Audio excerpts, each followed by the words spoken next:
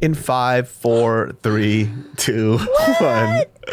Welcome everybody to another episode of the Genius Brain Podcast. We're trying to do this podcast without headphones now because I don't think I really need it. Oh, really? I get pretty loud though, David. Do you? Yeah. Let me see. Go ahead. Test your stuff. Remember, I'm like a cancel lady that just like screams almost of the time. Dude, can you believe this shit? I can't believe all this shit was just happening all at once. See? That's perfect. Okay, cool. That's fine. We'll forget. We got audio stuff.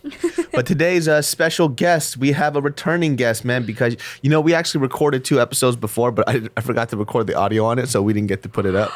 Is that what happened? That's what happened. Dude, legit, I just thought, I was like, It's not. I guess the content wasn't good enough. No, it wasn't that the audio was fucked up. It's because my card died.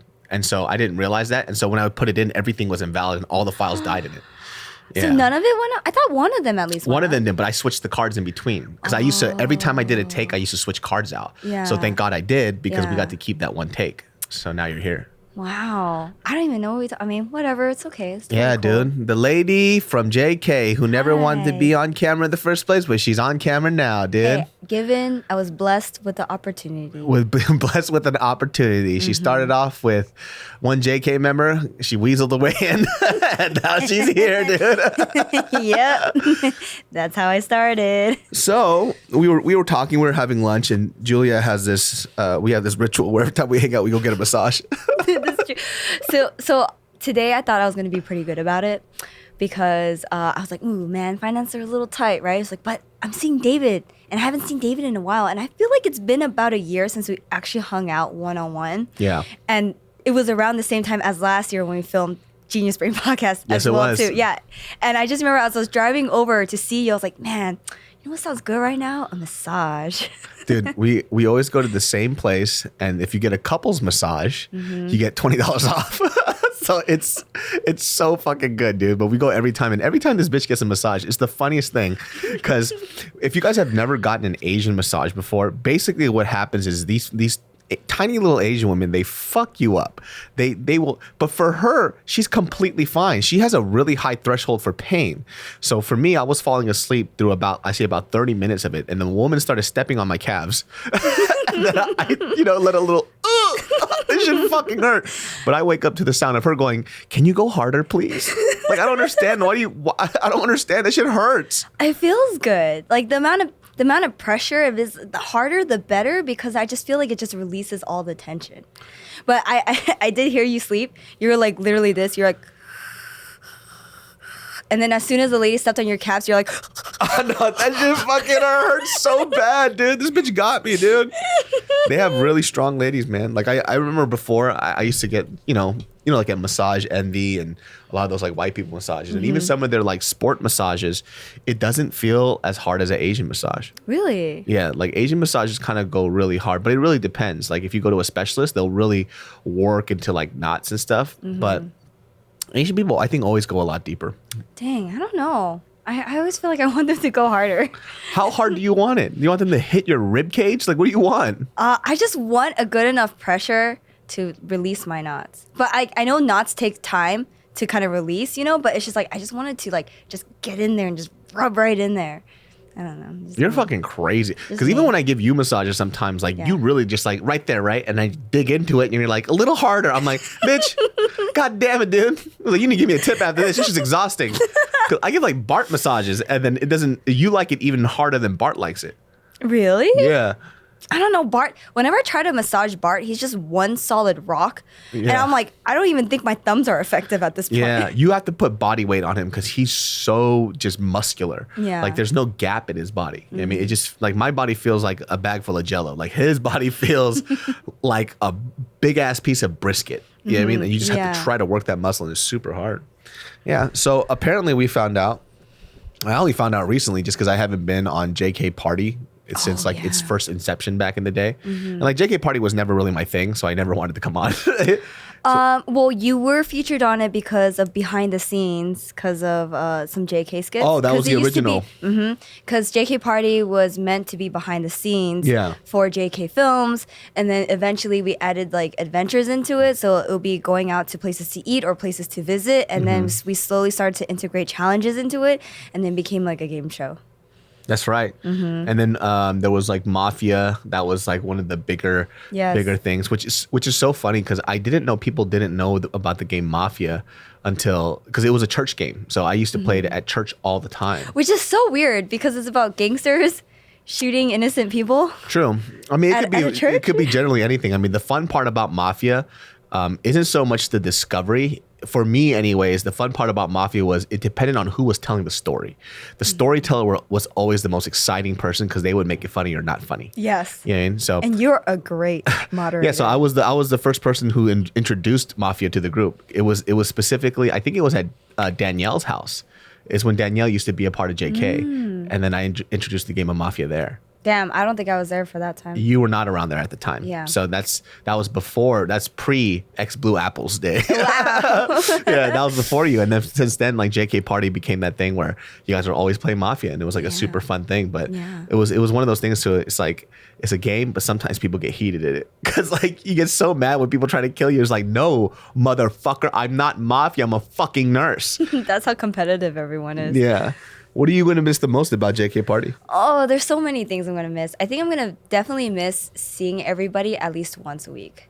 Yeah, once a week. I mean, minus all the prep work and like the post work of it, I really enjoy just seeing everyone the day of and just literally playing games. Yeah. That was it. It was just a fun time.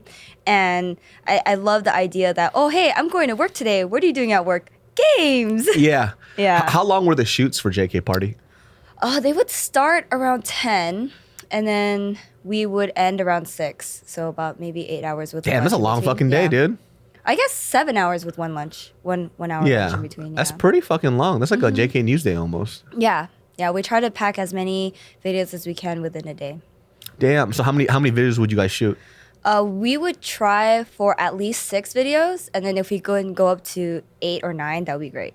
Damn. Yeah. So what were you doing for JK Party specifically? Because originally were you just a cast member? Yes, I was a cast member, and then eventually, as Gio and Michael was transitioning out, I was brought in to kind of help test out games because I just had more time, and I just told them, hey, if you guys ever need anything, I can always help you guys. And so they're like, yeah, cool, come on in, test out some games with us, see what you think, see what you like. Do you think that it's part of the brand or not part of the brand? And so I was a part of those meetings, and then eventually it became like, okay, cool, so we're gonna leave JK Party, and then JK Party's gonna go into like your guys' hands, and we're like, oh, okay. Oh wow. Well, I mean, like initially, like Ant wanted to take it over. Yeah. And then so he asked me and B Choi to help him out with it. Mm-hmm. And then from there, Ant transitioned, and then it was me and B Choi. Oh wow. Mm-hmm. I think that's the interesting thing too. Like when people see videos online, they don't understand the work that kind of goes behind it, right? Mm-hmm. And I think like with JK2, there was a time where all of us really had things were going really well, and then we expanded a lot. Yeah. Right? So I expanded into my own. It was a huge boom. It was a huge boom. We had those 2 huge offices. There was that huge set, which people don't even realize how big that fucking set was. Mm-hmm. Like it was such an interesting time, and it was just a lot to handle too. I think in terms of like having to create those games and have them be that consistent, because before in YouTube, like if you did 1 video a week, you were fine. Right. But algorithmically, it doesn't make any sense more. It's about frequency now. So I think you guys went from doing like a video per week to doing multiple videos per week. And I was like, how the fuck are you guys going to keep up with this shit? We figured out a way. And it was 1 video to 2 videos to 3. And then I think we got up to either 5 or 6 videos released a week on Party. Yeah. And no more JK Party now, man. It's time to move on. Yeah, time to move on. So what's your next move? You know, honestly, I don't know. I feel like a lot of things are up in the air. I'll probably stay on YouTube with my own channel, or either that, actually like maybe find a job in something that I've always wanted to do, which is production for animation, but we'll see. You have vlogs from like 7 years ago, bitch. I have not seen a single one. Where the fuck are they? Wow. Thanks for keeping up with my channel. How many vlogs have you put up since then? The last video that I put up was about me making my own boba drinks. Thank you very much for supporting David. When did that come out? That came out in mid-November. Bitch, that's hella long time ago. And then before that, what was your previous video? Actually, I don't remember. Exactly. What the hell are you talking about, dude? You still have all your old Damn vlogs. it! I just want to prove you wrong, but no, I get it though. I get it. You should just post all your old vlogs because you look so different in them. I've People would had love to see a that shit. Flashback Friday series, but it seemed like nobody was really that interested in it. They just wanted to know what was happening now. Yeah, but you never promoted it though. I guess so. Yeah. You weren't really promoting because I didn't know about it. Okay, well, look, I got a lot of footage. You have a lot of footage. I remember you bought the whole camera and everything. And Yeah, then that's true. I was like, Dude, I you know what? I have not even posted about Tiff and Casey's wedding yet, but I had like great footage. Oh my god! But that was a long time ago. You were vlogging at Casey and Tiff's wedding, and you don't have a little bit. You didn't post any of it. No. You should. I'm actually curious because I want to know what that's like because I think that's the cool thing about. Yeah, vlogging is cool in a sense of. I kind of like it within that group setting because everybody has a different perspective, even though it was the same thing, right? Because there was a time where I started vlogging, and then I kind of mentioned it over to Bart and Joe, and I was telling them about why vlogging is important because of how it kind of like it helps you connect to fans a lot, and that's why I originally liked vlogging a lot, and then I got tired of it, so I stopped doing it. But then you know, Bart and Geo, they fucking smashed at it. They were killing it. Hell yeah, and daily vlogs. Dude, I thought that was insane. I was like, whoa. Dude, and Joe was like smashing at it too. He was doing such a great job, you know. And then now I think like it kind of moved. I moved away from that too, but it was a great way for people to kind of like connect to their fans aside from their regular content, right? Right. And then vlogging was like such a huge craze. Everybody and their mom was fucking vlogging. You know, I felt like out of all the vlogs within JK or the JK friends, yours was the most beautiful one. Well, I put too much time into mine. Like if you look up, if you guys know, I went to Taiwan. I did this whole mini like Taiwan series. I loved it. It was beautiful. I nearly fucking died shooting that shit though, because I brought all my own lavs. By the way, the audio I did myself, the shooting I did myself. So I was carrying like 50 pounds would be exaggerating, but it was a very, very large backpack filled with lenses that I would shoot every day, dump, unload. And I got really hyped when I went to Taiwan because I was like, I want to do this. But I got roughly about 4 or 5 videos out of it. But then after that was only for about 3 or 4 days of shooting. But I was there for about 2 weeks because I couldn't do it anymore because it was killing my back, like carrying all this equipment. So I just stopped shooting, but it was fun while it lasted. What did Mariel think? Because I know that you were traveling with her. You know, I think she enjoyed it, but this is where we also find out when Mariel and I found out that we couldn't really work together, right? So anybody out there who knows, like, in theory, it's always great thinking like, oh, I can work with my partner. But there's a lot of like dips and caveats that you don't really see. Like, for example, like being in love with somebody and hanging out with them is different than being the more informed one in the group and where you're telling them what to do as a boss. Oh, I see. That's where it becomes different, right? Yeah. And like if Mariel and I worked on something together, I wouldn't really be her boss, but I would be the person who has 10 plus years experience in entertainment. So my opinion would matter more, right? In terms of like certain things, right? That it comes to what we're developing. However, because she's my girlfriend, my opinion doesn't mean shit sometimes. Yeah, I can see that. Because there's feelings. Feelings matter now. So, for example, let's say we were shooting something. I'm not saying she did this, but I could already foresee it because it happens in our personal relationship a lot. So let's say like there's like a part of a video that goes that I don't really like. I'm like, that's not a really good shot. Like the lighting's really bad. I think we should trash it because it's not good. I'm guessing what would come out is, I guess. You know, and then I'll be like, "What you mean? I guess, right? I don't think it's a good shot." She goes, "No, you just don't like, you know, anything that I shot. You think it's all bad, so whatever, it's okay." And then it's gonna lead to this other fight where it goes like, "Why do you gotta talk to me like that? Work is work, work is work, and our relationship is our relationship." She's like, "No, you just don't like anything I do," and then we'll just start getting into a fight. So I'm like, I don't want to touch this. This podcast is brought to you by Fiverr, my friend. Let's talk about freelance talent for your business or project because finding the right freelancer can be time consuming and it can be frustrating and expensive. Well, Fiverr has your back because thanks to Fiverr, finding the right freelancer doesn't have to be a struggle. I have struggled finding freelance work because number one, sometimes when you don't have people like Fiverr on your back, you have to set up these random guidelines. You don't know when you're going to get these projects. Well, Fiverr kind of makes everything easy. So before I even pick out an artist, well, I look at their art and then I see when they can deliver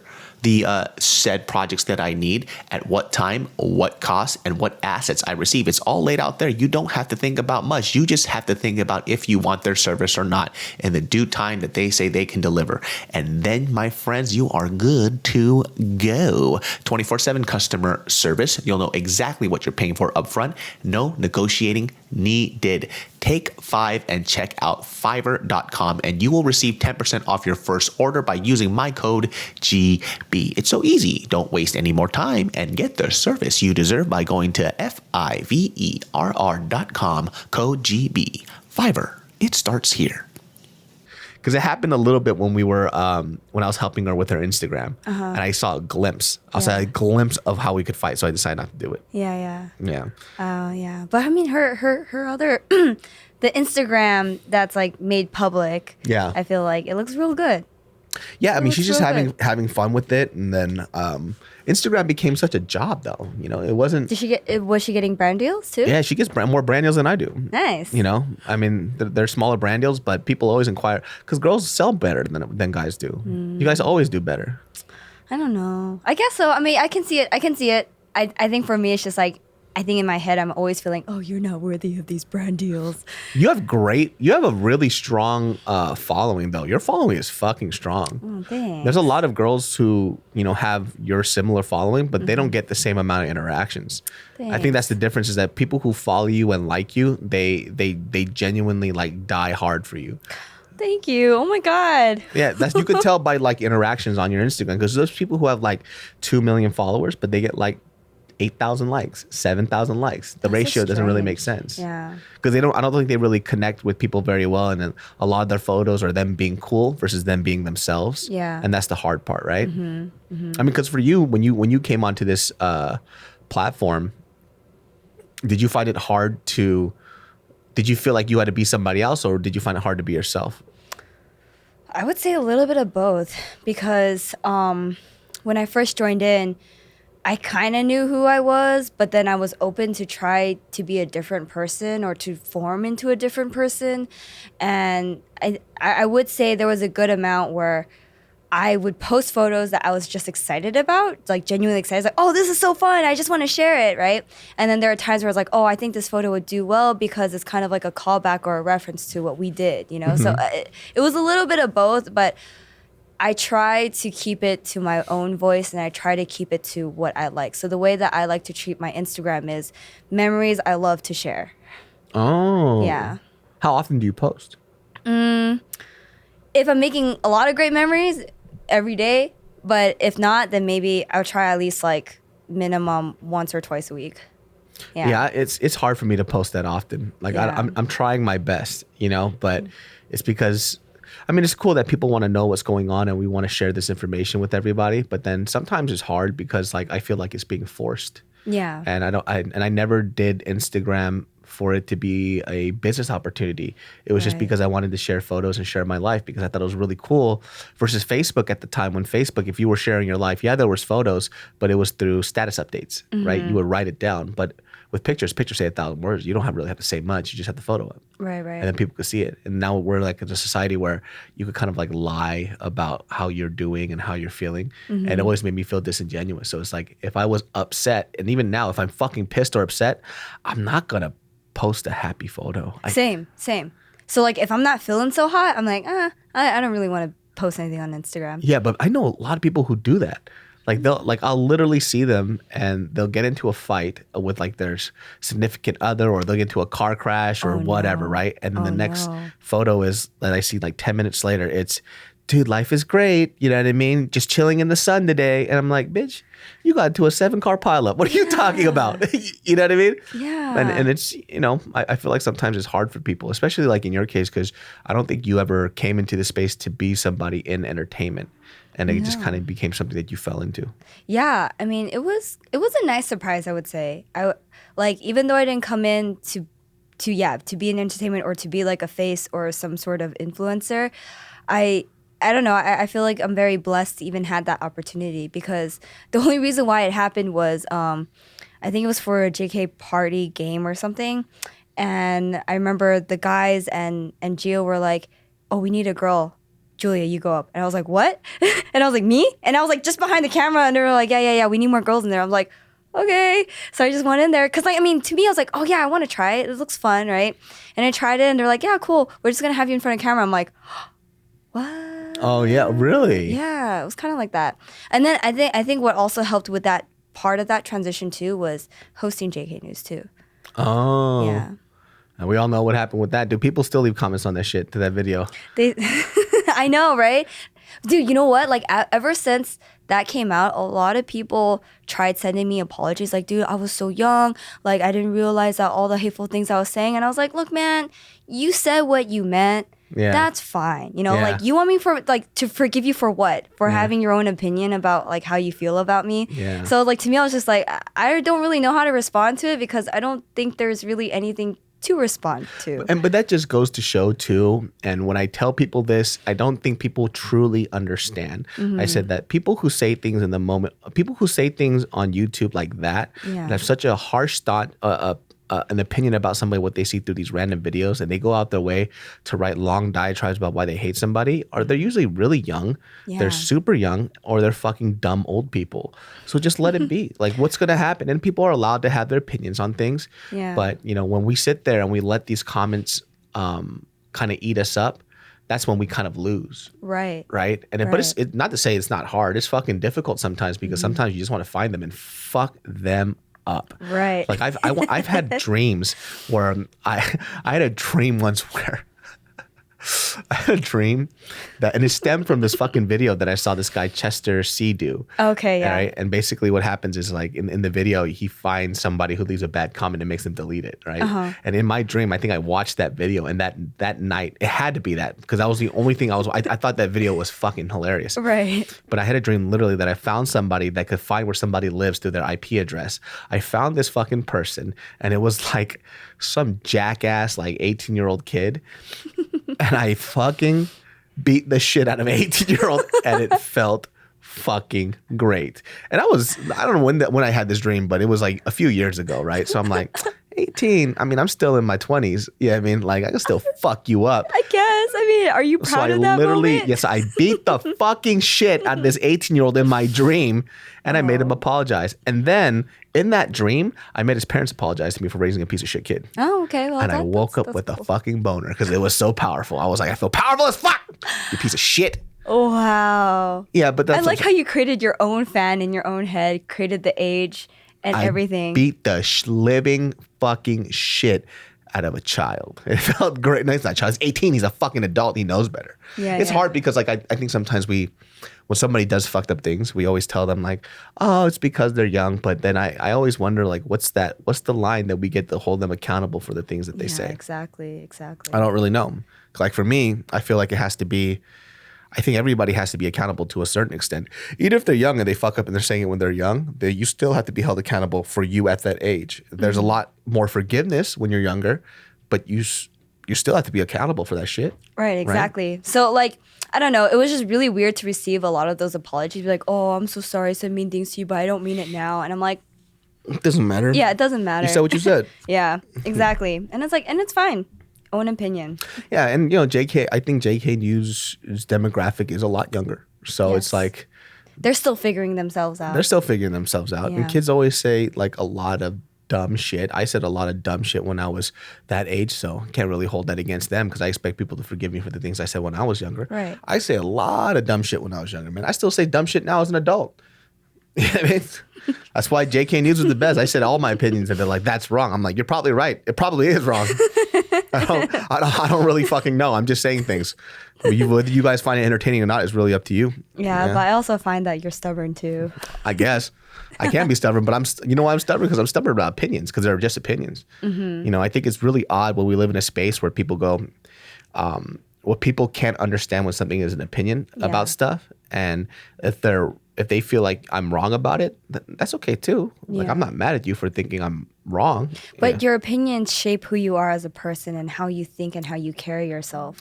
So, like, if a person admires for who you are and then you just say one thing that they completely disagree with, it's kind of like, oh, fuck, I never knew that David was this kind of person. Well, you could go fucking die for all I care. How about that? Oh, okay.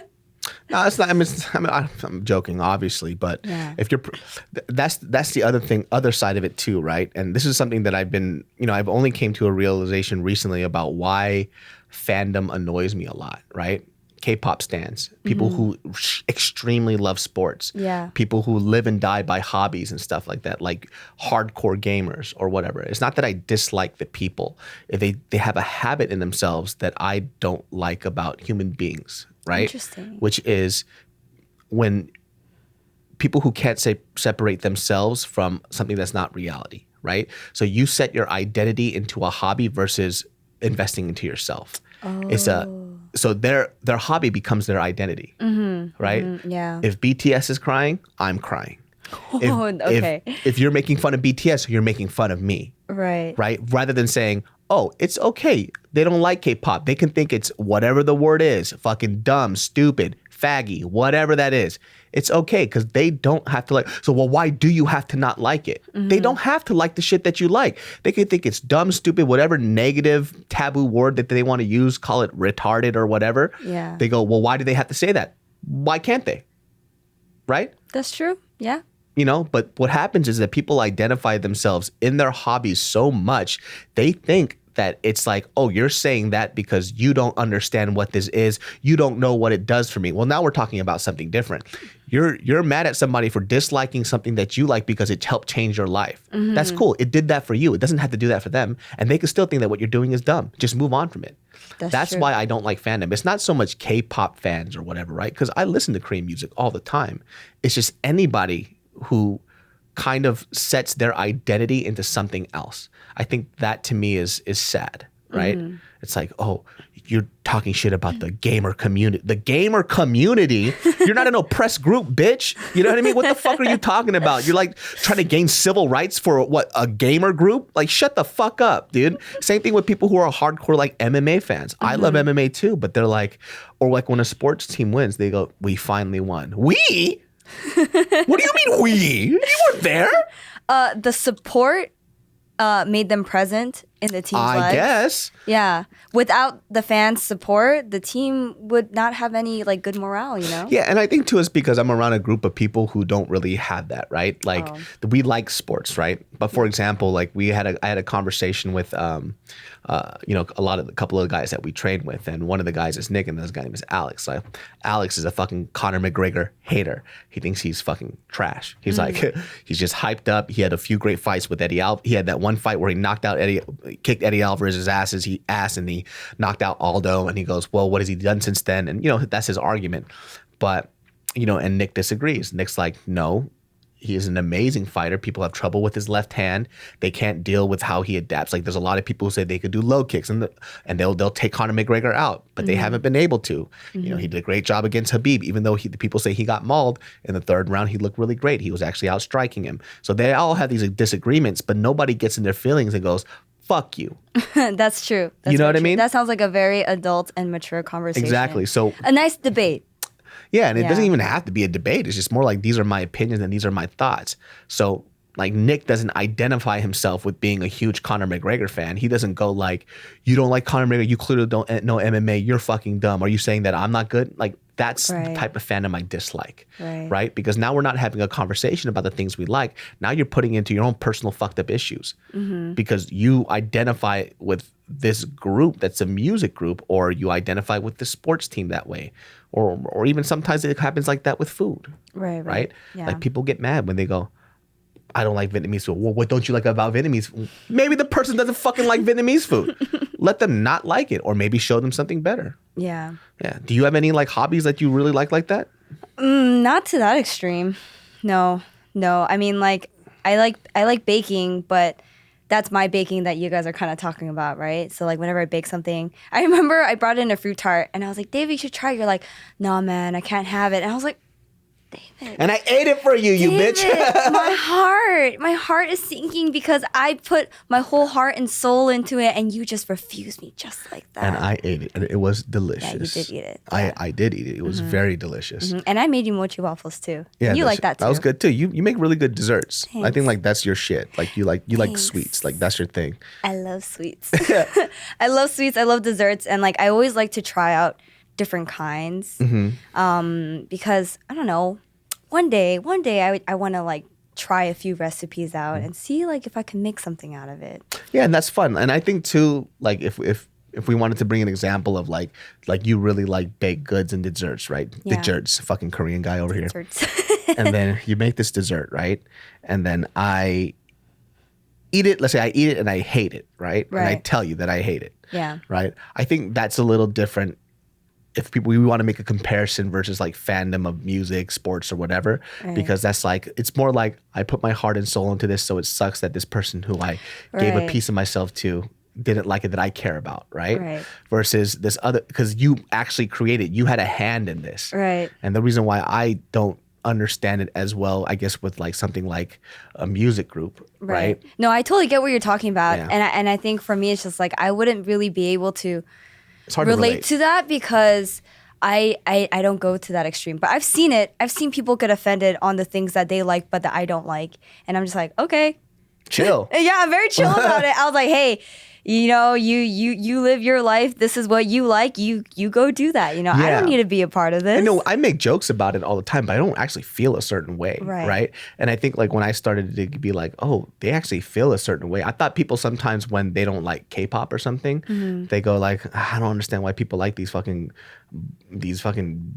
cookie cutter surgery face boys or something. They'd say some shit like that, right? Like let's Right. say that's the comment, and people go off. Right? Yeah. Like I understand if somebody goes, what, you don't like that shit? That music's fucking dope. You know, you could disagree. Right. You can get like passionate about it, but people are like, how fucking dare you? We are human beings too. We're people too. We're people. What are you talking about now? The community, David. Yeah, shut the fuck up. How about It's that? the community. It's the camaraderie that they have over These the people- shared hobby. Hey, let me tell you that, guys, this, all right? These people don't give an actual fuck about you. How about that? They don't. They really don't. So they only care about you if you only care about the same things they care about? I guess so. Oh, I see. I guess they don't. Maybe some of these like basketball players or whatever, they care about you a lot if that makes you feel better. Yeah. But if you could take yourself away and just really enjoy the hobby and have the fandom, dress in the clothes, put the makeup and the glitter on your face or whatever and enjoy it like that, cool. But allow people not to like your hobby, and there will be people who don't like your stuff, and you have to be okay with that too. Yeah. Because at the end of the day, them not liking what you like doesn't oppress you, doesn't take away any civil rights from you, doesn't do anything like that. So What if you really care about that person's opinion? What then? who What cares? then? This podcast is brought to you by Purple, my friends. Purple mattress done bless my body up so good. I've never slept so well in my life. That is a power. That is a power of a Purple mattress. Yes, Purple mattresses have been one of the biggest blessings in my life because I was sleeping on a crap box before, a huge crap box, and I had no idea how important sleep was to me. I had no idea how much back comfort was to me when it came to sleeping. And the Purple mattress proved everything that I thought wrong. I thought I needed to sleep on a slab of rock in order to sleep better because I was told that by old ancient Asian people. And guess what? It's different. It's not for me. I need a mattress that feels right for me, that keeps me cool at night and has actual rocket scientists develop the material behind it. And that's a Purple mattress, baby. So my friends, 100-night risk-free trial. If you're not fully satisfied, you can return your mattress for a full refund backed by a 10-year warranty, free shipping, and returns. You're going to love Purple, and right now my listeners will get a free Purple pillow with the purchase of a mattress. That's in addition to the great gifts they're offering site-wide. Just text BRAIN to 84-888. The only way to get this free pillow is to text BRAIN to 84-888. That's BRAIN to 84888. Message and data rates may apply. If you straight up told me, yo, Julia, baking is stupid, right? I mean, obviously, I won't feel it. But like, what if I'm just like, oh, David, I really care about you as a person. How dare you say something about that to me? I'll be like, what the hell's wrong with you? Okay. It's like, relax. I don't like baking, all right? It's great. Your stuff tastes good, but I don't like baking. Whatever, Boom, and then David. you will never bake me anything ever again. I know, never again. Never again. That's exactly what would happen. That's what I'm saying. But Yeah. but that's also based on like you and I having a personal relationship. Right, of course. People who like these hobbies don't have a personal relationship with any of That's this true, stuff. legit. I think last time, I don't know if it made the cut last time, but we were talking about new cars, and there was a car that I was interested in, which was the Hyundai Ioniq. Oh, And yeah. you totally shitted on me for that. And I was like, fuck you, David. Like, She got it love anyways. that car. Yeah, I mean, yeah. No, yeah, you offended me. Yeah, that's a great example. You offended me on that. And I was got like, it I anyways. don't give a fuck. I don't give a fuck because this car, I like this car for XYZ reasons. Exactly. And she got it anyways. Yeah, And it I was did get it And it anyways, was yeah. the best choice she ever made. Yeah, dude, I love my car. That's what I'm saying, and fucking that's what love it. matters. It's in the color that I want, and the trim level, like it. They had 3 different kinds. They had the base one, the middle one, and the top one. The top one would have been nice, but I knew that it was a lot harder to get it in the color blue. Mm-hmm. So like I was totally cool with the middle trim, and like, oh my god, David, I get like 52, 53 miles per gallon, man, and I also get electric miles. Yeah, see, she's super hyped about her I'm so choices, and I'm excited. really glad that she got it. But as you can see, even though we disagreed about something that she really, really Yeah, liked, he called it a shit car. I did not say shit car. I yeah, said you I did. said it looked like shit. All right, that's different. It's completely different. It's a great hybrid car. It is. Especially because it's a plug-in hybrid, which I love plug-in Yes. hybrids. The vehicle that I was actually waiting for before I got my new car was actually the Prius Prime.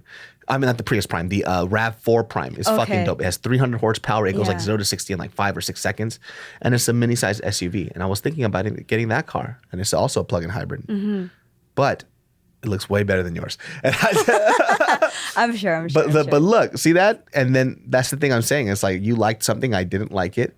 Yeah. However, you got it, you're happy with it, and I'm happy for you. Yeah, That's all that it is. Thanks. And we still hang out all the Yeah, time. and you know, like despite him trying to change my mind, I still stood my ground. He was literally trying to convince me. He was like, "Yeah, but there's so many other great cars out there than the Ioniq," and I'm like, "Yeah, but that's the one I like, David. It's the Then one that's that the feels one most you at should home." get, dude. Yeah, and that's what he said. That's the one you should Yeah. get, dude. But legit though, trying to get that car was just so frustrating. The aftermath of it, okay? So I've been looking since like last January, right? And I didn't get this car until April. And I've been looking at all the official like Hyundai websites to see like, hey, where's this car? Where's this car? Specifically plug-in, because they come in all electric and they also come in as just a regular hybrid. And I was trying to look for the plug-in in blue with the trim that I wanted, right?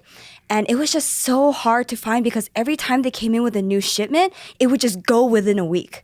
yeah. Like that's how fast it was. And like I think people were just trying to get it in time before like the rebate budget would like change, right? And so Because it was like 7,500 versus like 3,500 or something. yeah, exactly.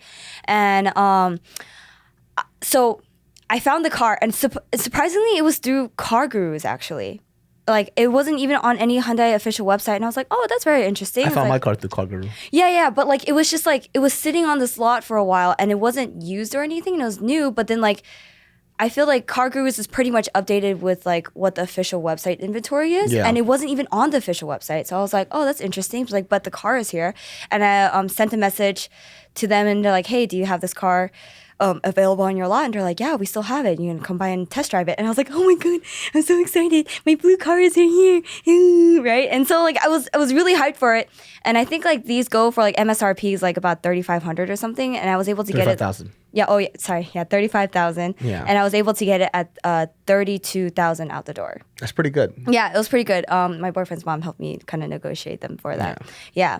And so they're like, "Cool, you're the new owner of this car." I'm like, "Fantastic, great, right?" And I decided to purchase it because I felt like this was going to be something long term, and it just felt like home. So I didn't feel like there was any other car that I would be necessarily interested in for the future. Yeah. And so. You know how they tell you, it's like, okay, so here's your temporary license plate in about 3 months, or give it the DMV 90 days for you to send your plates, right? About 2 weeks before the 90 days were up, I was just like, haven't even received my plates. And during that time of those 3 months, my boyfriend's mom got she leased a car and she got her plates in already within that time. And I was like, what the hell? I was like, where are my plates, right? And so the plates end up kind of expiring. My temporary plates end up expiring. I called the dealership and I called the DMV first, and the DMV was like, it's strange. It says that there was nothing submitted for your car. And I was like, what? So then I called the DMV, and the DMV is like, yeah, it seems like we submitted the paperwork, but we're not quite sure what's happening. Let me call you back, right?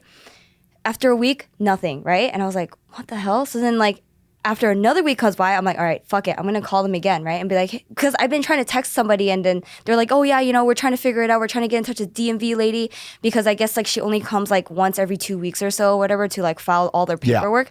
And so I was like, okay, fine. That's fine, right? Like just keep me updated. But nobody was keeping me updated on any of these things. And I get it, they're busy with day-to-day trying to make sales and whatnot. But it was just like, come on, dude, this is an issue. You have a customer that do not have their plates and their temporary license plate has expired. Yeah. What is that gonna fucking say about your dealership? Yeah. Right? And so I get a hold of the DMV lady and she told me the update. She's like, so it looks like somebody registered this car.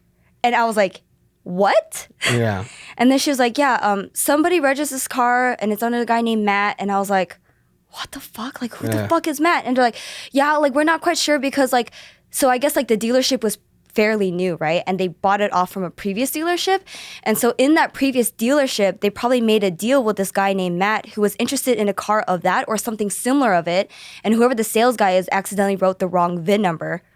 However you accidentally write it, right? And then like filed it and like they had like, he has a pink slip for it and whatnot, right? And so she was like, yeah, we've been trying to get a hold of this guy named Matt to sign off the rights and permissions that he's never driven it off the lot and he doesn't own this car, right? And I was like, how did this even happen? Am I even the first time owner? Because there's a lot of benefits to being a first time owner for that car. Yeah. And so I was like, am I even the first time owner or is this guy named Matt going to be on this thing? And she's like, rest assured, you're the first time owner. I was like, am I? Yeah. And then at this point, like I was already pretty frustrated because I was being ghosted by several different managers to try to help me out with the situation. And she was like the first one to call and kind of like help me out about it, right? But then I was just like, I was so out of words. I was like, okay, so this guy named Matt apparently is registered to this car. So what can how long have you guys found out? And then they were like, well, we found out 60 days in after you purchased the car. And I was like, and you couldn't have told me what's up. Yeah. If you had communicated with me that, hey, this is an issue, but we're working on it. Let's reassign you some new temporary plates so you don't have to worry about it. I would have been fine. Yeah. But the fact that they found out 60 days within of me purchasing the car and me waiting for my plates, they're just like, oh, we're just now working on it to try to find Matt, And I'm like, no, that's bullshit. It's like, I don't believe in the coincidence that, oh, I just so happened to call you guys and you guys just so happened to start working on it. I was like, no. You guys probably forgot about it. And once I started screaming at you guys started working on it. And so she was like, yeah, we're trying to get a hold of him. And I was like, okay, fine, right? And so months go by. Literally months. And I'm trying to figure out an update. I was like, okay, so am I going to get a temporary permit? When can I get a temporary permit? Because my current permits are expired. Do I need to rent a car? What do I need to do? Because pretty much I'm driving this car illegally. Yeah. Right? And then they're like, oh, just wait a week. Your temporary permit's going to come in. And then again, another 2 weeks. I check up with them very weekly, and they're like, oh yeah, just wait until next week, and then 2 weeks after the whole thing is when I got a temporary permit. And as soon as I got a temporary permit, I was asking the guy, I was like, hey, so I was asking this manager who started to who actually came on and helped me out on this, because again, there were several managers that decided to ghost me. And every time I called the dealership, I was like, hey, can I speak to a manager? Oh, hold on, please. They'll forward me to a sales guy, and I'm like, are you a manager? They're like, no. I was like, can I speak to a manager? Sure. They put me on hold and then they hang up on me. And it happened several times. And I was like, look, I'm not trying to get money out of you guys. What's really frustrating is that I just genuinely need help and I need an update and I need to know what's going on. But the fact that you guys keep ignoring me doesn't help the fact. And now I'm angry. Yeah. Now I'm angry. You took someone who was very calm, someone who was very reasonable, who was very patient and waiting for your call. Now you made me angry. Yeah. And so literally 5 months. Yeah. Oh my God, it was 5 months. But anyways, so I got the temporary permit, right? And this manager was super helpful. He was really helping me out. He was like, yeah, I'm so sorry. This is something that rarely happens. And we're not quite sure why this hiccup happened, but we're working hard on getting it, right? Finance department, everybody in this whole dealership had no idea how this happened, right? Yeah. And I was like, it's fine. I just need to know when my plates are going to come in, right? And then he handed me over my temporary permits, and I was like, so is it on the way? Are things being processed? And he was like, well, they wouldn't have given me this permit if it wasn't. And I was like, cool. And so then I go outside with him so I can tape on my temporary permit, and I was like, look, man, all of this frustration, like, absolutely was not worth it. Like, all this worry and frustration, and it was just like this anxiety of like, where are my plates? Can I still get my rebates? Am I still first-time owner? Like, none of all those thoughts like were worth it, because I remember when I purchased this car, I was like, cool, after I sign my name on these papers, do you need anything else from me? They're like, nope, we'll take care of everything else for you. Send the papers to DMV, and then this car should be yours, and bada bing, bada boom, right? None of that, right? And I told him, like, you guys provided me a service that I didn't have to worry about. All I had to do was sign the papers and be happy with this car. But all I was left with just this stress and frustration. Yeah. And so the guy was like, so then I told him, it's like, so what can you do for me? Yeah. What can you do? Yeah. Right? And then so the guy was like, I can get you free gas. And I was like, I already got gas. What else? Yeah. And then he was like, how about like an oil change? Maybe I can get you oil change, like maybe like a car detail or something. And I was like, okay, that's a little better. And then he was like, okay, well, you tape on this permit, and then I'll go inside and write that up for you, right? And I was like, okay, cool, right? And at this point, I was like, damn, dude, like, I never felt like I've ever stood up for myself until that moment, right? Yeah. And so then I tape up the permit, and I walk in, and he prints out this little sheet, and he was like, okay, so right here I have one free oil change, one car detail, and a tire rotation, right? And then I was like, cool, make that too. Yeah. And the guy was like, and I was like, I'll be a happy camper if you make it too. Yeah. And then he was like, okay. Yeah. And so he retypes it and he makes it too. And then he was like, so you have 2 free oil changes, car details, and tire rotations. And I was like, great. And about that free gas. And he was like, everybody knows who you are in this dealership. Every time you come here, you can get free gas. And I was like, perfect. That's great. Yeah. And I was like, after that, I was like, oh, like the inside Julia was like, oh my God, did you actually pull that shit off? It's like, oh, because normally I would never be able to have the fucking guts to do that shit. But I think I was just so pissed that I was like, I need something from this because none of this was worth it. Yeah. None of this was worth it. And I was like, to be ignored and to not be acknowledged, and then to just be strung along for 5 months after the fact. So it literally took me 8 months to get my plates. Did it feel good after you won? Fuck yeah. That shit took so long though. That fucking sucks. It It's interesting fucking because sucks. Even when I got my car, right? Like, number one, I leased this 4Runner, and I leased it. It's like it's a 4Runner venture. You know, got the whole shebang on it, right? It's like $50K, right? Mm-hmm. Which is, by the way, half the price of what my Tesla was. So I was like, makes me happy. Right. Now for the lease, the price that I got, I could have got way cheaper. But the problem with that is I would have to stay at that dealership and haggle with them, right? But, you know, I traded in the car, put like very minimal money down on it, and then I'm paying like $740 a month or something like that, right? For a $50K car. Definitely I could have got that down to like $670 or $640 or something like that, maybe like $80 less. But the problem with that is I have to sit there and they'll do the thing where they go, I can't do it, my manager, man. What's the number that I'm like, bro, because they first gave me a ridiculous number, right? I'm like, clearly that's not the right number, dude. You're fucking lying to me in my head. And I'm like, well, this is the number that I want to pay. I want to pay $715, right? And he goes, well, I don't know if I could do that. I was like, come on. I was like, you can do it. I just want to go home. Like, just give it to me. You know what I mean? And I was like, and that by the way is a great deal for them because I could get it for somewhere else for like 600 something. Right. But then, you know, $50, $80 to me is really not much money. So I don't really care. I just needed to get the car and get out. But the guy was like, it's so funny because they always have like these car salesman tactics because he goes, on the 4Runner Adventure, I do my research on the car before. He goes, well, let me see if I could get that rack if you could walk away with that too. I was like, of course I can because that Venture comes with the rack.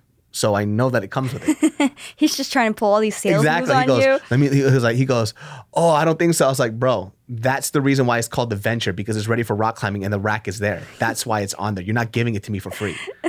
You know what I mean? But it's like, he's just sitting there and just like, I was like, look, I'm an easy customer.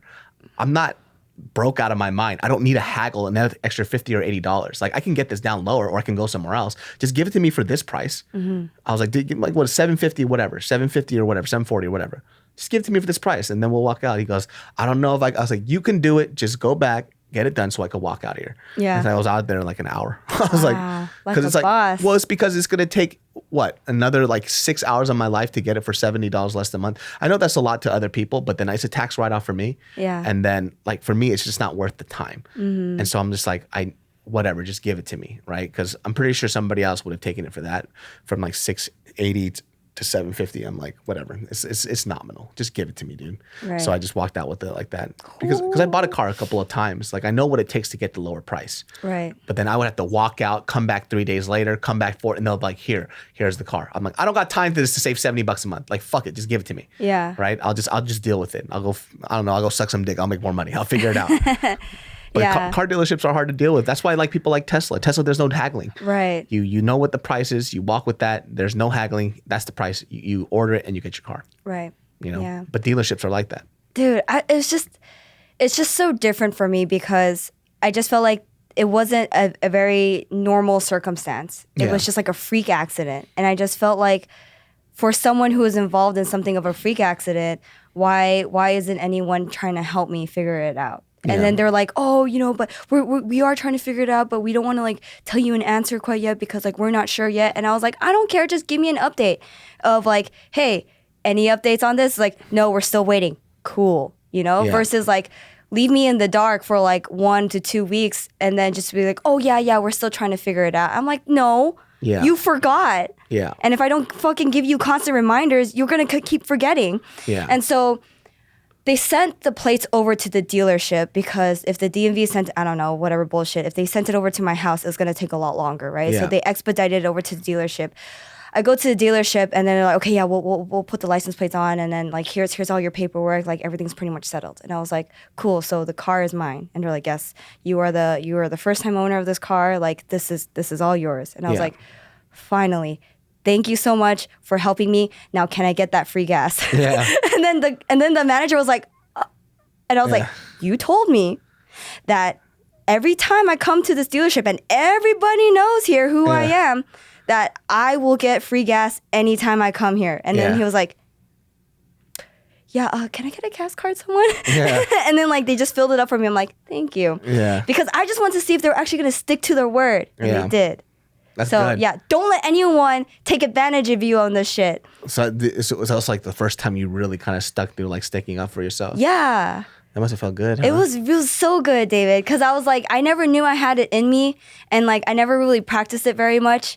But then everybody around me was like, "Whoa, you did that!" I was like, "Fuck yeah, I did!" And they're like, "Good job." That's so funny because like I'm so lazy now. Like I don't do that shit anymore. I'm just like, ugh, how are we gonna figure this shit out? You know what I mean? Right. Because I think like sometimes too, like I get overzealous with that shit. That's why even at that dealership, like I could have sat there and be like, yo, shut the fuck up, bro. Just give me the fucking car for $680 or Right. $650 or whatever, you Right. know.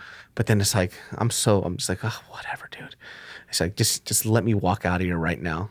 Yeah. Now I'm thinking about it too. It's like maybe I should just got it for $680, dude. I mean, you should have. I would say you should have. I mean, you would have definitely saved a couple of dollars, Yeah, even but though it's a I would write-off. have lost like 5 fucking days though out of my life. It's like, do I really want to lose 5 fucking days out of my life? Because I have to go out, go find other prices, tell them like, well, this place is going to give it to me for this. Also, the Forerunner that I got, there's not a lot of them. Yeah. So if somebody comes and they take it, then I have to wait for another one, right? Because the Forerunner Venture right now, there's not too many in the area. There's like maybe 4 or 5, and there's the only one I wanted was silver. So there was a black one that was available. I didn't want an all black car because I had an all black car before. Right. Because it has black trim on it, so you wouldn't be able to see the contrast. So I was like, fuck it, I don't want that one. Yeah. And this one also had like the sunroof and the upgraded suspension. So I was like, okay, whatever, just give this one to me. Well, I don't know. I mean, I feel like that's a little bit more straightforward. I feel like I was more in the dark because a guy named Matt apparently owns this car that I'm your paying situation off. fucking sucked, dude. Yeah, I was like, what's happening here? That was pretty fucking terrible. I hate shit like that, dude. Yeah. It's hard too sometimes, like when I think too, like the biggest issue with that is the reason why it's frustrating is just, it's not so much that the thing that happened, it's more that you were just kind of being pushed aside and ignored. And it's like, hopefully you'll go away or something. It's like, hold on, like I need this shit. Where the fuck is this thing at? You know? Exactly. And annoying. like, I've had receipts and like I've had a history where it's like I am patiently waiting. Like I literally give them like a week to 2 weeks to try to get back to me on their own time. Mm-hmm. And then like once the third week hits, I'm like, Yeah. this is too long. Yeah, it's just too much. Well, look at you.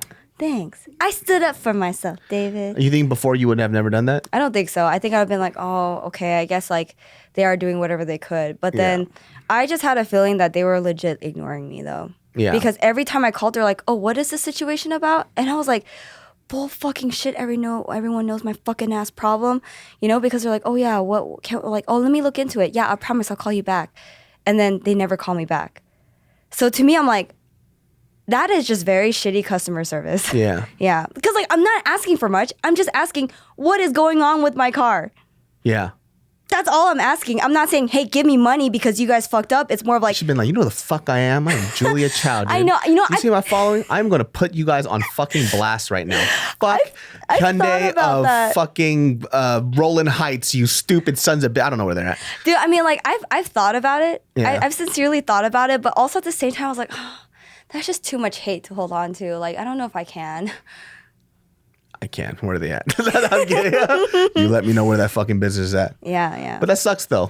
And it's sometimes hard, like, I think when you're like in a customer service like area and you don't get that service, it's very difficult. Right. It's just like, oh God, dude. Like, especially because, you know, sometimes people say stuff like, well, you don't know what it's like to be on this side. It's like, yeah, dude, I worked a customer service Yeah, job. same. I fucking sold tuxedos to some of the most grouchy, grumpy human fucking beings on earth. Mm-hmm. And the only time I've ever said something bad to somebody is if they fucking were yelling at me or cursing at me for some shit that was out of my control, and I tried my best, and then I would get a little pissed. But Yeah. other than that, like, I would never ignore somebody's problem. Mm-hmm. Yeah, I mean, I would try to make sure I would follow up if there were any issues, but a lot of people just don't do that. Yeah. Yeah, customer service is a hard job, man. Have you worked in? What did you work at before JK stuff? I worked at a restaurant. Ooh. Yeah, remember? Oh, that's right. You My worked at little tips and- the yeah. steakhouse. for a bunch of Korean people, right? Yeah. And it must have been difficult, huh? It was quite difficult. It was quite difficult, but there was a time where I wasn't working for them because I wanted to focus on my portfolio in college, and I just remember my manager was like, no, please stay.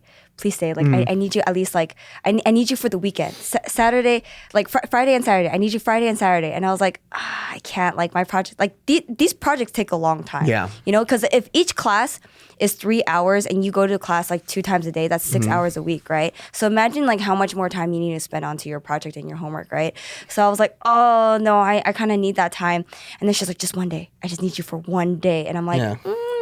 I don't know. She's like, I just need you for Saturday. Just come Saturday. I'm like, I don't know, Mrs. Kim. And she was like, I'll make you tteokbokki every time you come. And I'm like, sold. it's like I will do for tteokbokki and coming once a week. That's so fucking funny, dude. Yeah, dude. She bribed me with food. She knew. And you got that once a week every time? That's once a week, every single time. fucking hilarious, dude. Out of all the things, you didn't even ask for more pay. You just Nope. got paid food. Yeah, I wanted tteokbokki. You're so fucking funny, dude. Why didn't you ask for more money? I don't know, cause I'm dumb, David. I would have been like, yeah, I can, but then, like, I don't know, like, I think I need to get paid an extra couple bucks an hour. See, Julia was dumb then, okay? Yeah. All Julia wanted was just food. Oh my God, dude. So you worked there one day a week? Yeah, I worked there one day a week as a cashier. Yeah. Oh. And then eventually I was moved up to a waitress. Well, I was really excited because like I really wanted to be a busser because I kind of like doing physical work. And so like I would every time I would see the manager, like, hey, put me as a busser, man. You need more holiday people. Put me as a busser. Yeah. Like so and so can do cashier. I can be a busser. I can be a good busser, right? And so they gave me a shot and they put me as busser, and it was like the funnest time I've ever had. And then later a manager came up to me and was like, hey, I need you to be a waitress. And I was like, what? It's like, I'm living my busser dreams. Oh my God, dude. You have such low dreams, dude. Hilarious. And then he was like, yeah, but you know, you've been working here for a while, and there's other people here that want to become like a waiter, but I don't think like they're suitable for the job, or I think, you know, they're a little too new, and people who have seniority kind of feel entitled to being like a waiter. And I was like, uh-huh. And I was like, yeah, and so give it to them, you know, they want it. And they're like, yeah, but you know, everybody gets along with you, and you've been here for a while, and people respect you. So like, if you move up, you know, because you're from a cashier to a busboy, if you move up from busboy to waitress, like, no one's gonna give me shit for it. And I was like, Yeah. but what about my busser dreams? Oh my God. and then he was like, please. And I was like, okay, I guess I'll do it for you. And so like I became a waitress, and then people had like nothing else to say. There was no shit to be said, and like they're being nice to me and whatnot. And I was like, I guess it was cool because I did get an opportunity on learning how to be a waitress and like what the protocol is, and that was fine too. And I made more money, so like in the end it worked out. But I don't know. I feel like I really enjoyed busing. David. That's weird. What the fuck? I don't know. And then I bet you didn't even ask for more money if you did become a waitress, did you? Well, I mean, he told me that it would be more pay. Yeah, but you'd have been like, what type of pay? And then you should have been like, that's not enough. Like, I enjoy busing, dude. That's my shit. You know what I mean? Like, if you want, I guess I could do it for this price. Yeah. No. I was very still in that bubble because I never really negotiated anything in that point in my life. Yeah, I mean, I'm kind of like that too, though. Like, I hate Yeah. negotiating. It's so annoying. That's why I usually do things over the phone. Right. But, you know, my car was dying. So I was like, I need to get a car today. Like, I had to get a car. It's Like, a very nice car. yeah, I mean, I also couldn't like drive to San Diego to see my brother or something Right. like that. Or if I wanted to go on trips, I couldn't do that either.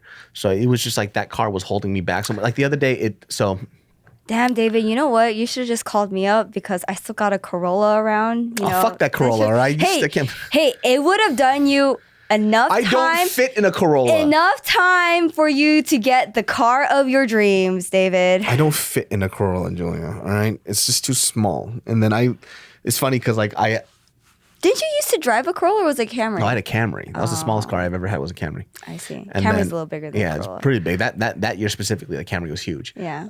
But just recently too. So I was at so Tim and I went to go eat dinner. Yeah. Or lunch. I'm sorry, at this Japanese restaurant out in Torrance. They asked us to come to do some social media stuff, so we did. My car dies. Right? Battery? The or- battery craps out. And so it had to get jumped. But the fucking funny thing was, so Tim and I, you know, we don't know much about cars. We're not really handy dudes, right? But I do know how to jump a car. That's like my shit. That's Okay, why I had good. jumper cables in my car because my battery has died multiple times before. Good. And I just replaced this battery not too long ago. So I don't know what the fuck is going on. But I think what happened was Tim fucking jumped down and scared me while I was parking my car. So I left the lights on. So, but and I was blasting music. So when I came out, I didn't really hear the beeping, letting me know that the lights are on. But you know, with these, I had a newer car before, so I didn't need to worry about that. You just had it on an auto setting, and the lights turn off by itself. So I came out the car. We were fucking around, joking around, whatever, whatnot. Had a great lunch. Come back, car's fucking dead in this parking lot. Pissed off. I'm like, fuck, because just the night before, I was at Bart and Gio's house watching the fight, and then my car died at their house. And so apparently with my car, Really? I don't know what the issue is, but if the weather goes like below 50 degrees, my car won't start. Just yeah. fucked. And I was like, this car is so fucking old. If it's below 50 degrees, the car just won't work. And so by the grace of God, like 15 minutes later, after trying to start it like a gajillion times, it finally started. Yeah. And so even in It's the probably warmed up. exactly. And then in the morning, after that, I was not after that. It was the Monday I was going to go train. Apparently, it was too cold in the morning. I couldn't start my car. I was like, "Fuck this car" at this point, right? Because I've put so much money into fixing it. But at the parking lot, luckily enough, so Tim had his car. He didn't leave yet. But apparently, in these new cars, the battery of a car is actually in the trunk of it. Oh, interesting. Yeah, so in like if you get an Audi A4, like the new ones, the battery doesn't fucking work. It's not in the front; it's in the trunk. And so we tried to jump it like that. It didn't work. But do you know a girl named Soy? Yes. So She's cool. She's the foodie, right? She's another blue hair sister out there. Yeah, I don't think she has blue hair anymore. You suck. So Oh, anyways, wow. I was just kidding. Rude. But she. You're attacking us, David, the blue hair people? Yes, and you can all go die. Fuck And so, off. so we she was there. Yeah. Luckily, and it's so funny, Soy too. She goes, "I can help you jump your car." I was like, "Cool." She goes, "David, I don't know anything about cars. How do I open the hood?" I was like, "Thanks, Soy." So she doesn't know anything about cars. So I, popped the hood. I set it up. She goes, "Okay, what do I do?" I was like, "You turn on your car." And then gas it a little, and then right? you gas a little bit, and I jumped my car, and thank God I was out. But that was like my last straw. I was like, Yeah. I fixed this car so many fucking times. It's left me stranded. I want to go camping. I can't go camping in this car because I think I'm gonna die if I take it. So I finally just gave it up, and it was hard for me because I love that car, dude. I've Right. loved that car since I wanted that car since like late high school, early college. I loved Honda Elements. I remember so many people in JK were giving you shit Yeah, okay. for the Honda Element. Too bad they were fucking taking naps in that bitch. But it was so strange because you had a Tesla and then all of a sudden you get into a Honda Element. Even now, like I got this 4Runner. Yeah. I hate paying like $700 for it. You know what I mean? A month, just because I don't like spending money like that. It's not my thing. But I had to think about a couple of things. The reason why I got the car. Number one, it's not going to break down. Number two, Toyotas are really reliable. Yes. Number three, it's very safe. Also on top of that too, like when my parents come to town or, if we all want to carpool, I can never help out because my Honda Element was a fucking piece of shit and the back seats were super uncomfortable and I think people were scared they're going to die in my car.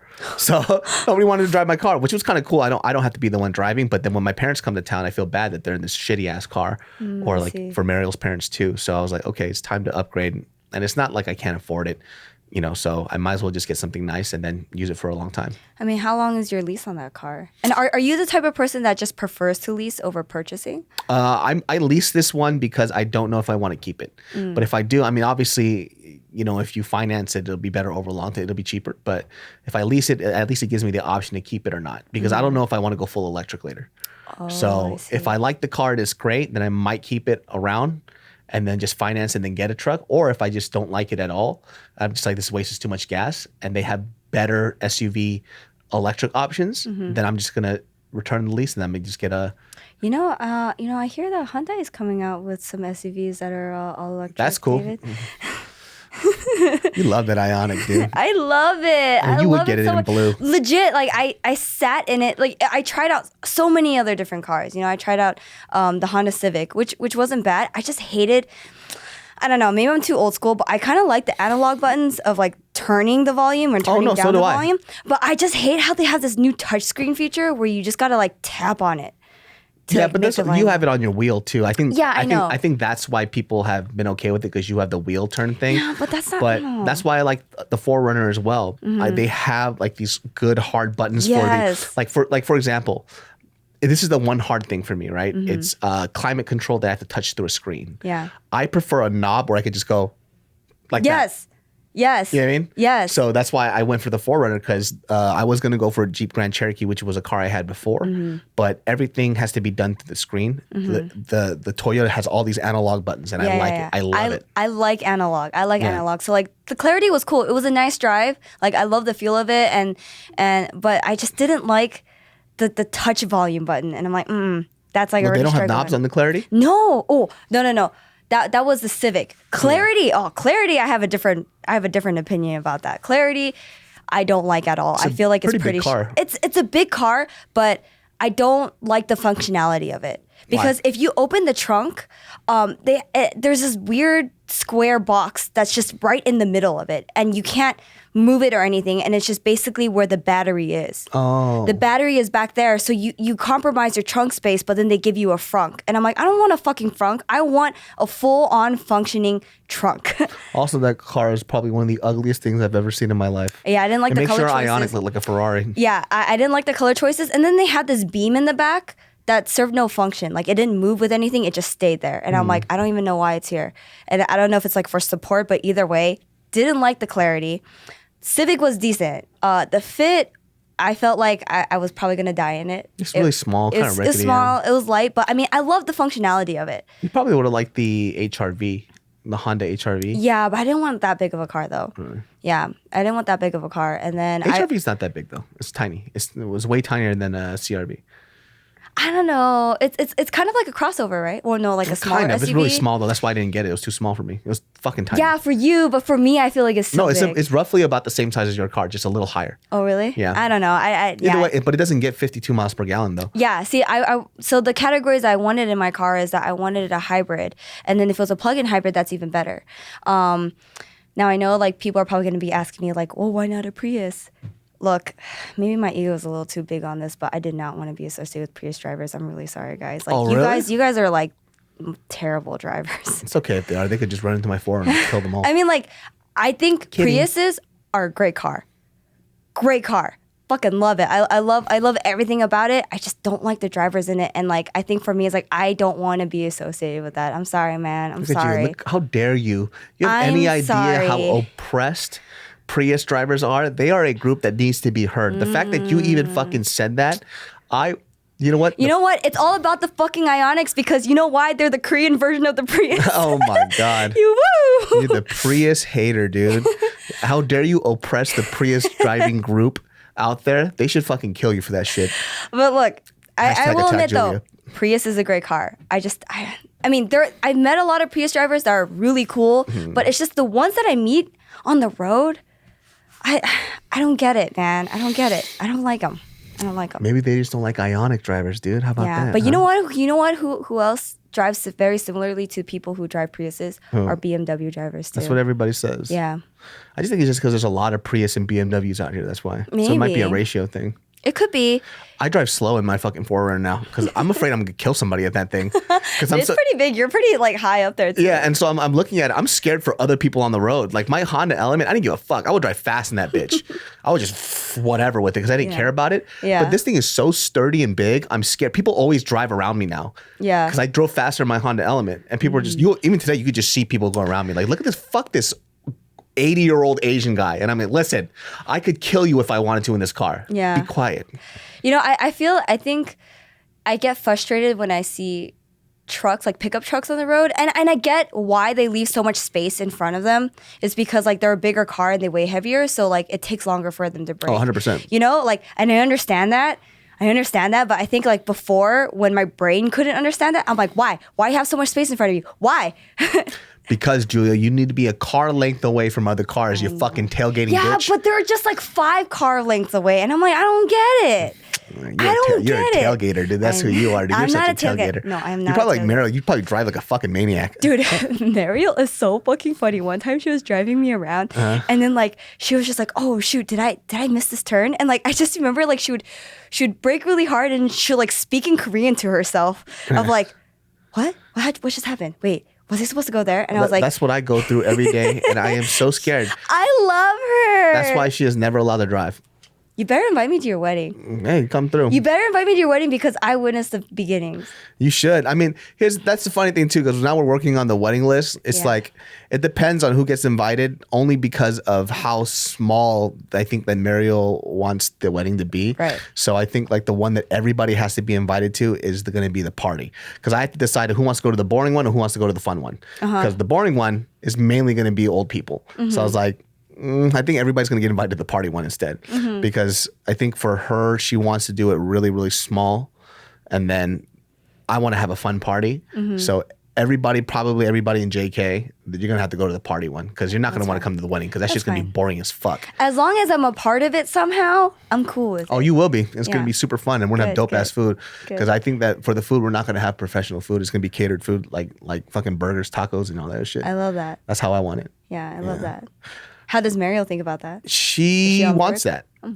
Like she wants it. She wants everything to be inexpensive, which I love, because I don't want to spend. But either way, no matter how inexpensive it is, it's going to cost like 40, 50 grand. You know what I mean? That's why I was so apprehensive of buying the car. But it's like, I could have got a cheaper car, but at the same time, it's like, well, I might as well just have something that I like. Yeah, of course. And then, and I'm not spending much on gas, because I really don't go anywhere, except for like I'm gonna take the 4Runner to go camping and stuff, and that's when I'm gonna spend gas. Well, you know, the Corolla that I have, you know, it Oh takes god 30 damn miles a your gallon. fucking Corolla, dude! Your Corolla is falling apart. It The is last time I was falling apart. Yeah. Oh my god, dude! I mean, physically it was falling apart, but internally it was totally cool. Oh, I guess. Yeah. Yeah.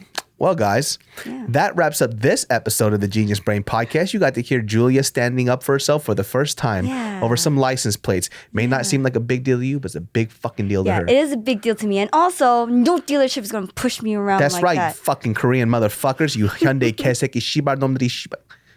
장난치고 있어, Shiba 놈들이. Anyways, where can they find you? You can find me on Instagram at xblueapples with a Z. At the end. And then my YouTube, you know, don't be a stranger. Yeah, and you don't be a stranger to your own YouTube, you motherfucker. Maybe I won't be a stranger. Exactly. Well, no more JK Party, but you can find her on her personal stuff, and you can find this podcast on all platforms. We're talking about the iTunes, we're talking about the Spotify and everything else, man. So if you guys have any questions or comments below, leave it in the comment section, and then we'll see you all next time, bitches. Bye.